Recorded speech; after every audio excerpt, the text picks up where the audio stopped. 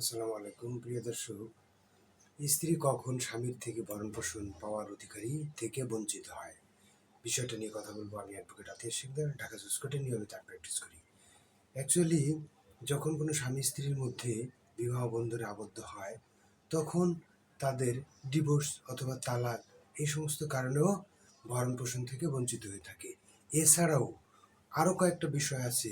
বিবাহ বলবৎ থাকা অবস্থায়ও স্ত্রী স্বামীর নিকট থেকে ভরণ-পোষণ পাওয়ার অধিকারী থেকে বঞ্চিত হতে পারে বা ভরণ-পোষণ পাবে না। কোন কোন অবস্থা আমরা দেখি, যদি তাদের মধ্যে বিবাহ আছে কিন্তু স্বামীর সাথে থাকে না, স্বামীর সাথে যদি না থাকে, বৈধ যুক্তিসঙ্গত কারণ থাকে, সেক্ষেত্রে সে ভরণ-পোষণ পাওয়ার অধিকারী হবে না।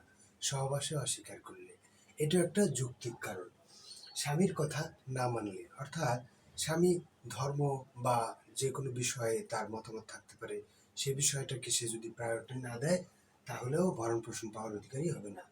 ডিভোর্স হয়ে গেলে, অর্থাৎ কোনো স্বামী স্ত্রীর মধ্যে যদি ডিভোর্স হয়ে যায়, তাহলে সাধারণত ইদ্যুৎকালীন সময়টা সে ভরণ পোষণ পাবে, এরপরে আর ভরণ পোষণ পাবে না। অর্থাৎ ডিভোর্স হলে সাধারণত 3 মাস 10 দিন বা 3 মাস হিসেবে ধরা হয়ে থাকে, যে 3 মাস পরে আর ভরণ পোষণ পাবে না।